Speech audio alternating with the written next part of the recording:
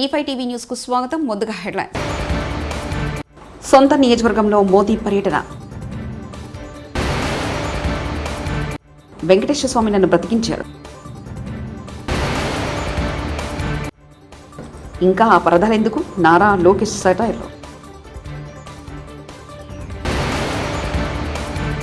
బొగ్గు గనుల శాఖ మంత్రిగా బాధ్యతలు చేపట్టిన కిషన్ రెడ్డి.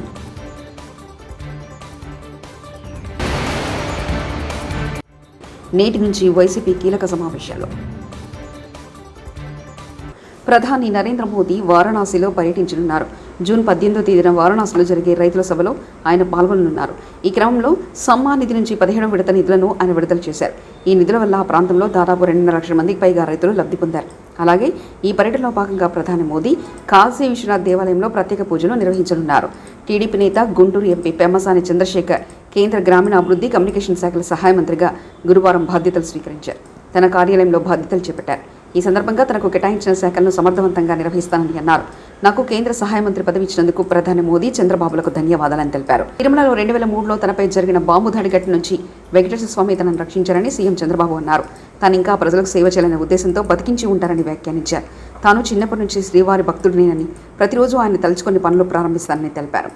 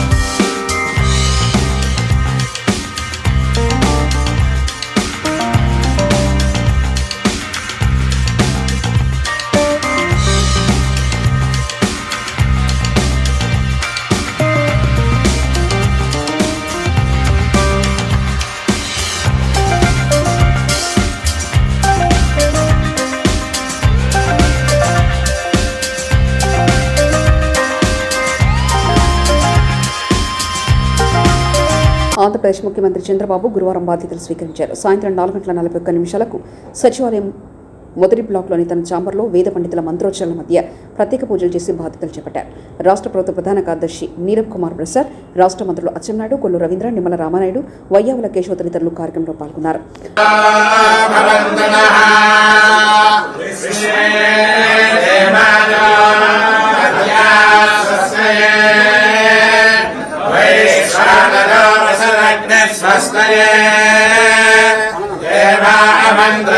स्वस्तये स्वस्ति नो रुद्रः पाद्मोऽसः स्वस्ति मित्रावरुणा पदमं पदो विष्णुर्नदं वीर्याणि प्रवोचन्यः पार्थिवानि विममेर्जागुंसयोश्च भागतुत्तरगं सदस्तं विचक्रस्त्रे दोर्गायं विष्णोरनानमधि विष्णो पुष्पमधि विष्णो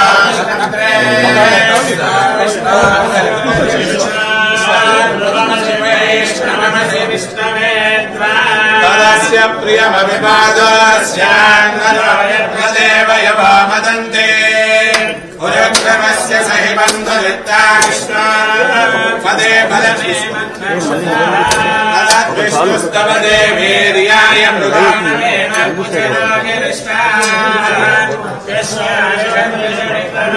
स्वदक्षयन्ति भुवनानि विश्वा वयोमाश्रया धनुवाधाननते त्वमन्वश्रवन्ति विद्मनयसे पृथिव्या विष्णो देवत्वं नमस्य वित्स రాష్ట్రానికి నీ నాయకత్వం ఎంతో ఎంతో అవసరం రాజీయం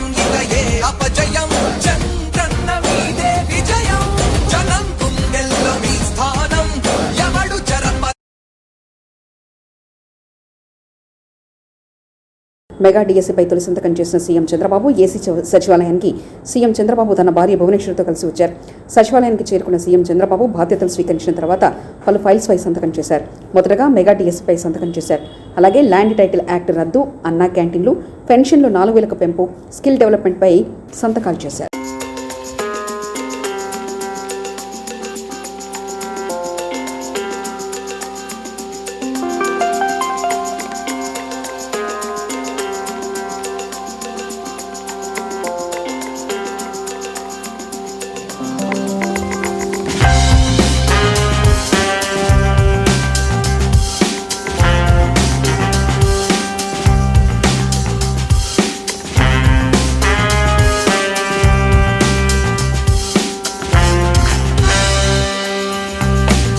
చంద్రబాబు రాక్షస పాలన చేస్తున్నారు.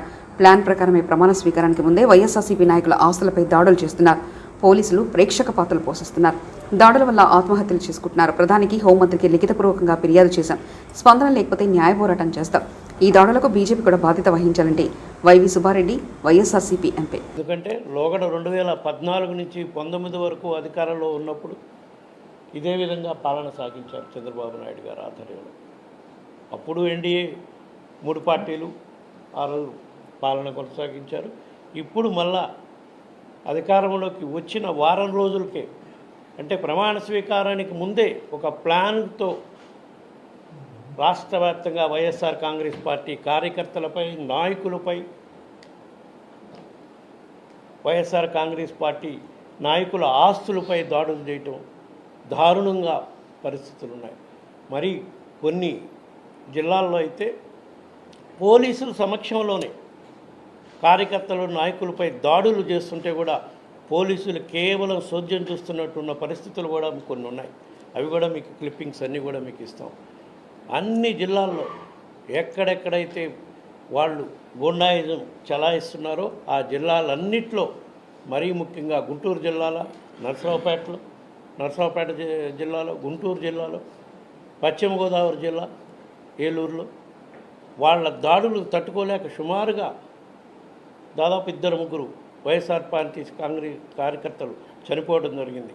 దాడులు తట్టుకోలేక సూసైడ్ చేసుకోవడం కానివ్వండి, వాళ్ళ దాడుల వల్ల కానివ్వండి. ఏది పోలింగ్ అయిపోయిన రోజు నుంచి ఈ 7 రోజుల్లోనే ఎక్కడా కూడా పోలీస్ స్టేషన్లో పోతే కేసులు బుక్ చేసే పరిస్థితి కూడా లేదు రాష్ట్రంలో.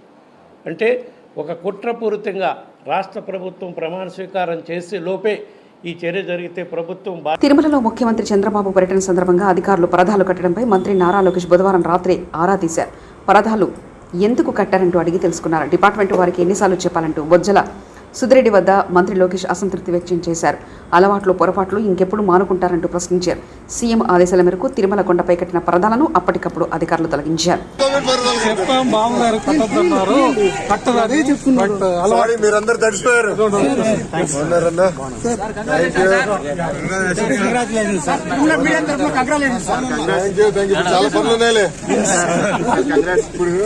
కుర్చీ ఎక్కడ ఉంది, టేబుల్ ఎక్కడ ఎత్తుకునేదానికి సరిపోతుంది.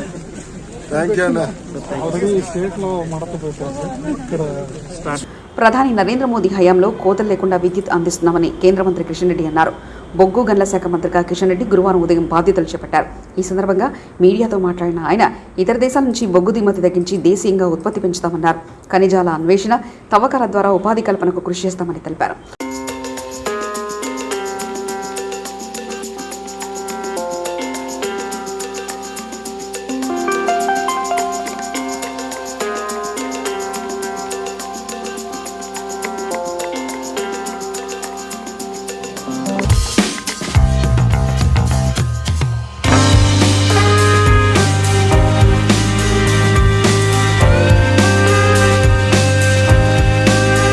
అధికారపూర్వకంగా ఈ బాధ్యతలు ఈరోజు చేపట్టాను. మనకందరికీ తెలుసు, దేశంలో విద్యుత్ లేకుండా, పవర్ లేకుండా ఏ ఒక్క పని కూడా కాదు. అది వ్యవసాయమే కావచ్చు, పారిశ్రామిక రంగమే కావచ్చు, ఐటీ కానీ, లేక కమర్షియల్ కానీ, డొమెస్టిక్ కానీ, ప్రజల జీవితాలతో విద్యుత్ రంగం పూర్తిగా పెనవేసుకొని ఉన్నది. భారతదేశంలో విద్యుత్ కొత్త లేనటువంటి ఒక నూతన భారతాన్ని నరేంద్ర మోడీ గారు ఈరోజు ఆవిష్కరించారు. ఈ రాష్ట్రము ఆ రాష్ట్రము కాదు, అన్ని రాష్ట్రాల్లో కూడా అవసరమైనంత విద్యుత్ అన్ని రంగాలకు అందుతూ ఉంది. దానికి ప్రధానమైనటువంటి కారణము బొగ్గు ద్వారానే ఈరోజు విద్యుత్ ఉత్పత్తి అత్యధిక శాతం అవుతూ ఉంది. రానున్న రోజుల్లో ఇంకా విద్యుత్ ఉత్పత్తి పెంచడం కోసము, విద్యుత్తు ట్రాన్స్పోర్టు ఇంకా పెంచడం కోసము అనేక రకాలుగా నరేంద్ర మోడీ గారి నాయకత్వంలో యాక్షన్ ప్లాన్ చేస్తూ ఉన్నారు. రానున్న రోజుల్లో దీన్ని మరింతగా ముందుకు తీసుకెళ్తాము. ఇక్కడ పవర్ మినిస్ట్రీ కానీ, రైల్వే మినిస్ట్రీ కానీ, కోల్ మినిస్ట్రీ కానీ, మైన్స్ మినిస్ట్రీ కానీ, వీటన్నిటికీ ఎన్వైరన్మెంట్ మినిస్ట్రీ కానీ, వీటన్నిటికీ ఒక అవినాభావ సంబంధం ఉంది. వీటన్నిటిని కూడా సమన్వయం చేసుకుంటూ ముందుకెళ్తాము. విద్యుత్ కోత లేనటువంటి భారతాన్ని నిర్మించాలంటే బొగ్గు ఉత్పత్తి. వైసీపీ అధినేత జగన్ నేడు ముఖ్య నేతలతో సమావేశం కానున్నారు. తాడేపల్లిలోని పార్టీ కార్యాలయంలో జరిగే సమావేశానికి పార్టీకి చెందిన ఎమ్మెల్సీలు, ఎమ్మెల్యేలు, రాజ్యసభ సభ్యులు, ఎంపీలు హాజరు కావాలని ఆదేశాలు అందాయి. ఎన్నికల ఫలితాల అనంతరం తొలిసారి నేతలతో నేరుగా జగన్ సమావేశమవుతున్నారు. వీరందరితో ఆయన నేరుగా మాట్లాడతారు. 2 రోజుల పాటు ఈ సమావేశాలు జరుగుతాయి.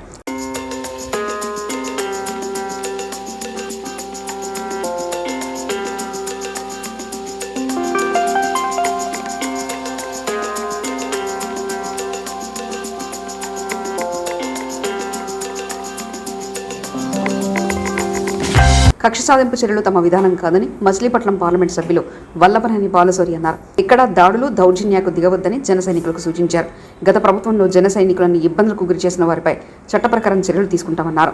జనసేన పార్టీ నుంచి పోటీ చేసిన విషయం సాధించిన తర్వాత తొలిసారి మచిలీపట్నం వచ్చిన ఆయన స్థానిక ఆర్ఎండ్బి అతిథి గృహంలో మీడియాతో మాట్లాడారు. మచిలీపట్నం పార్లమెంటు నియోజకవర్గాన్ని అన్ని విధాలుగా అభివృద్ధి చేయడమే తన లక్ష్యమన్నారు. పవర్ ఫైనాన్స్ కార్పొరేషన్ ద్వారా వచ్చే రుణంతో బందర్ పోర్టు నిర్మాణాన్ని ఏడాదిన్నరలో పూర్తి చేసి జాతికి అంకితం చేస్తామన్నారు. భారత్ పెట్రోలియం కార్పొరేషన్ వారితో మాట్లాడి మచిలీపట్నంలో ఆయిల్ రిఫైనరీ ఏర్పాట్లు కృషి చేస్తామని బాలశౌరి అన్నారు. వాళ్ళు చేసినటువంటి అరాచకాలు మనం చేయొద్దు. పవన్ కళ్యాణ్ గారు కూడా ఈ విషయం గురించి స్పష్టంగా చెప్పారు. మనం ఒక క్రమశిక్షణ కలిగినటువంటి జన సైనికులుగా, కార్యకర్తలుగా మనం ప్రవర్తించాలనేటువంటిది ప్రతి ఒక్క జన సైనికుడిని నేను కోరుతా ఉన్నాను. అందరం కాన్సన్ట్రేట్ చేయాల్సింది అభివృద్ధి మీద. అదే రకంగా ప్రజలకు ఉన్నటువంటి సమస్యలు, ప్రధానమైనటువంటి సమస్యల మీద మనం అర్థం చేసుకొని ఆ సమస్యలను పరిష్కరించడానికి గెలిచిన అభ్యర్థుల. ముఖ్యమంత్రి చంద్రబాబు బెజవాడ దుర్గమ్మను దర్శించుకున్నారు. సతీ సమేతంగా ఇంద్రకిలాద్రికి వచ్చిన చంద్రబాబుకు దేవాదాయ శాఖ కమిషనర్, ఎన్టీఆర్ జిల్లా కలెక్టర్, ఈవో స్వాగతం పలికారు. అమ్మవారిని దర్శించుకుని చంద్రబాబు మొక్కులు చెల్లించుకున్నారు. అనంతరం పండితుల ఆశీర్వచనం తీసి తీర్థప్రసాదాలు అందజేశారు. సీఎం రాక సందర్భంగా ఏర్పాటు చేసిన చిన్నారుల సాంప్రదాయ నృత్య కళా ప్రదర్శనలు ఆకట్టుకున్నాయి.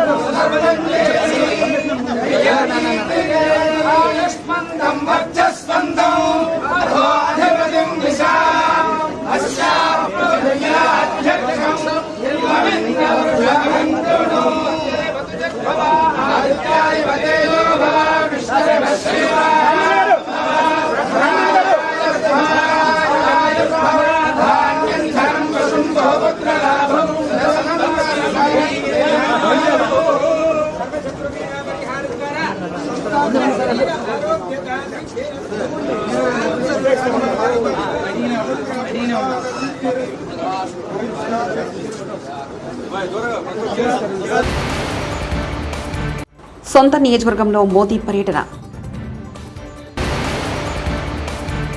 వెంకటేశ్వర స్వామి నన్ను బ్రతికించారు.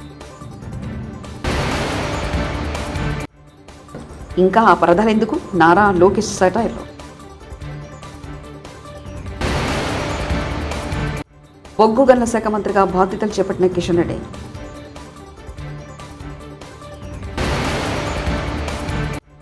నేటి నుంచి వైసీపీ కీలక సమావేశాలు. ఇవి బులెటిన్ విశేషాలు. చూస్తూనే ఉండండి E5 టీవీ న్యూస్.